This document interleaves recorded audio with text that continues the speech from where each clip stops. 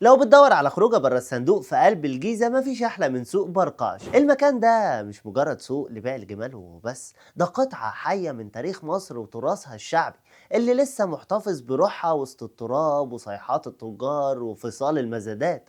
السوق ممتد على مساحة 25 فدان، ومن أول خطوة هتحس إنك رجعت لزمن القوافل وضرب الأربعين اللي الجمال بتمشي فيه آلاف الكيلومترات من السودان لحد هنا. المكان جنة لأي حد غاوي تصوير. الكادرات هناك خيالية ما بين حركة الجمال ونظرات التجار وحكاوي الشقة اللي مرسومة على وشوشهم. كل ده في خروجة مجانية بس، وسط طاقة وحركة مش هتلاقيها في أي مول من المولات الكبيرة. علشان خاطر تستمتع باليوم لازم تروح يوم الجمعة أو الحد، ولازم يكون بدري جدا من الفجر بقى لحد 10 الصبح علشان خاطر تلحق عز المزاد. بس نصيحة، لازم تلبس لبس مريح وجزمة تستحمل الرمل، وخليك لطيف واستأذن الناس قبل ما تصورهم. المصريين هناك جدعان جدا وهيفرحوا بيك. بس نصيحة، البس لبس مريح وجزمة تستحمل الرملة، خليك لطيف واستأذن الناس قبل ما تصورهم. المصريين هناك جدعان وهيفرحوا بيك. سوق برقاش تجربة بجد هتخليك تشوف مصر بعيون تانية خالص،